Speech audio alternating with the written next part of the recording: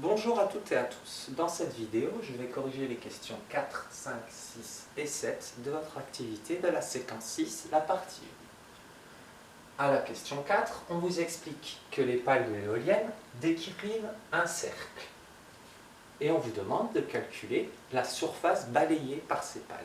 Mais la surface balayée par ces pales, c'est l'intérieur du cercle, c'est ce qu'on appelle un disque. Et la surface d'un disque, elle est donnée par la formule pi fois le rayon au carré. Alors qu'on soit bien clair, on vous demande la surface balayée par le modèle réduit, par la maquette, pas par l'éolienne en taille réelle. Le rayon des pales étant de 15 cm, le rayon du disque est aussi de 15 cm. Je remplace donc dans ma formule le rayon par 15, ce qui me donne pi fois 15 au carré. 15 au carré, c'est égal à 225. La surface balayée est donc égale à 225 pi. Ce qui donne, en valeur approchée arrondie à l'unité, comme on vous demandait, 707 cm². Et cette surface, on la veut en mètres carrés. Il faut donc effectuer une conversion. Même chose, ce genre de conversion, passer des centimètres carrés au mètre carré, ça fait longtemps que vous le savez, vous l'avez appris en 6e. On peut faire un petit tableau de conversion rapide. On est sur des surfaces, on a donc deux chiffres par unité. J'ai 707 cm², je complète mon tableau. On me demande en mètres carrés, il faut donc que je complète avec des zéros, et ça me donne en mètres carrés 0,0707. Et l'unité, mètre carré. Alors si on vous demande de mettre cette surface en mètres carrés, c'est pour pouvoir traiter de la question 5. Parce qu'on nous explique dans cette question que la puissance de l'éolienne, elle est calculée par une formule qui est donnée ici. La puissance est en watts, elle produit de l'électricité, l'unité de l'électricité, ce sont les watts. 1060 fois la surface, mais la surface doit être en mètres carrés. C'est pour ça qu'ici, on a effectué cette conversion. Il n'y a plus qu'à appliquer la formule, j'allais dire bêtement. Il suffit de remplacer la surface par la valeur qu'on a trouvée à la question précédente, et ça nous donne une puissance de 1060 fois 0,0707. On tape ça à la calculatrice et on obtient 74,942. Et ce sont des watts. Les watts, ça c'est notre grand W. Voilà pour la puissance fournie par le modèle réduit. À la question 6, on vous pose la question si la maquette était 2 fois plus grande, quelle serait la surface balayée? Si elle est 2 fois plus grande, le rayon est donc multiplié par 2. Le rayon de la maquette a grandi 2 fois, je l'ai appelé R', c'est 2 fois grand R, le rayon de la maquette de la question 4. Ce rayon, il valait 15 cm, 2 fois 15, on a donc un rayon de 30 cm. Calculons maintenant la surface de cette maquette agrandie 2 fois. La formule c'est la même, pi fois, alors le rayon c'est R', et toujours au carré. 30 au carré, ça me donne, je vais déjà remplacer, pardon, pi fois 30 au carré. 30 au carré, ça me donne 900. J'ai donc une surface de 900 pi. Et la question qu'on vous pose, c'est combien de fois la surface est-elle plus grande?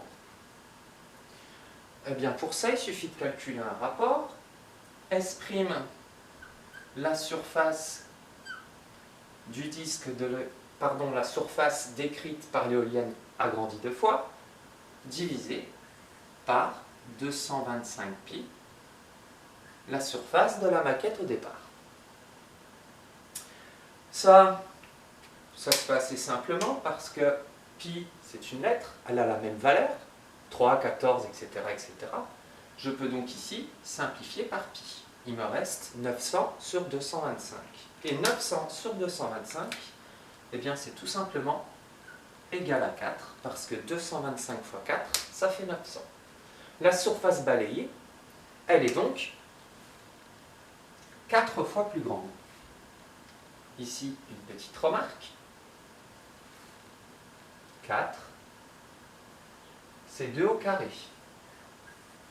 Gardez ça en tête, on en aura besoin pour la question 7. La puissance, la formule, elle n'a pas changé, c'est toujours 1060 fois la surface balayée. Mais si la surface balayée est 4 fois plus grande, automatiquement, la puissance sera aussi 4 fois plus grande. Voilà pour la question 6. Passons maintenant à la question 7.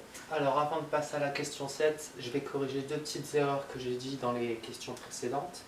La puissance ici qu'on calcule en utilisant la formule 1060 fois la surface balayée, c'est la puissance maximale, pas la puissance fournie par l'éolienne, puisque vous allez voir que cette puissance fournie par l'éolienne, elle peut varier. On verra ça dans les questions d'après. Et enfin, la dernière chose que je voulais corriger, c'est que tout à l'heure, j'ai parlé de la puissance qui se mesurait en watts en disant que c'était la mesure de l'électricité. C'est pas exact. L'électricité, c'est une énergie et l'énergie se mesure en joules. D'accord ?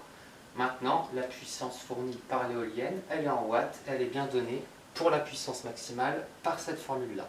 Voilà, ça c'était pour ne pas me faire taper sur les doigts par les professeurs de physique-chimie si jamais ils tombent sur cette vidéo. Revenons à notre question 7.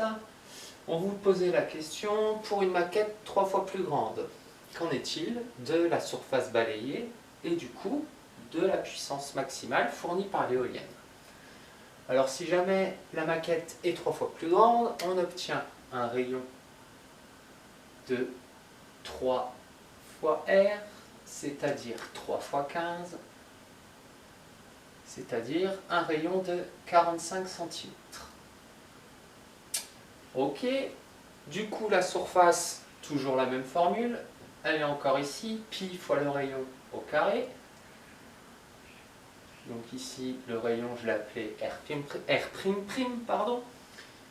Ça me donne pi fois 45 au carré. Et 45 au carré, c'est égal à 2025.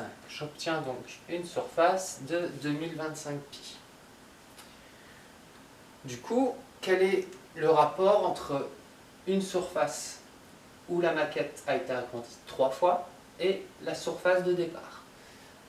Allons-y, calculons ce rapport. On a 2025 pi pour la surface du disque de la maquette agrandie 3 fois, qu'on divise par 225 pi. Comme tout à l'heure, ici, on peut simplifier par pi. Il me reste 2025 sur 225 et ça me donne 9. J'ai donc une surface qui sera 9 fois plus grande, avec des mesures 3 fois plus grandes et donc une puissance 9 fois plus grande. Une petite remarque, comme tout à l'heure ici, j'avais une surface balayée 4 fois plus grande, donc une puissance maximale 4 fois plus grande. Remarquez que 4, c'était 2 au carré, avec une maquette 2 fois plus grande. Avec une maquette 3 fois plus grande, on obtient une surface 9 fois plus grande, donc une puissance maximale 9 fois plus grande. Et on peut remarquer que 9, c'est 3 au carré. Dans cette question 7, on vous demande exactement la même chose avec une maquette 100 fois plus grande. Allons-y. J'ai donc un rayon 100 fois plus grand, c'est-à-dire 100 fois 15, c'est-à-dire un rayon de 1500 cm toujours. La surface, on réutilise la formule. Pi fois le rayon R' au carré, ce qui me donne pi multiplié par 1500 au carré. Et là de tête, je ne l'ai pas, je l'ai noté sur un papier. Ça me donne 2 250 000 pi. Voilà pour la surface du disque balayé par les pales d'une maquette agrandie 100 fois. Quel rapport entre cette surface et la surface de ma maquette de départ? Allons-y. Comme tout à l'heure, calculons le rapport. 2 250 000 pi divisé par 225 pi. Comme tout à l'heure, on simplifie par pi. 2 250 000 sur 225, ça me donne 10 000. J'ai donc, en ayant une maquette 100 fois plus grande, une surface de balayage 10 000 fois plus grande, et encore une fois, on peut remarquer que 10 000, c'est égal à 100 au carré. Donc voilà pour les corrections des questions 4, 5, 6 et 7. La rédaction est un peu résumée, vous avez une correction plus détaillée disponible sur le bureau numérique.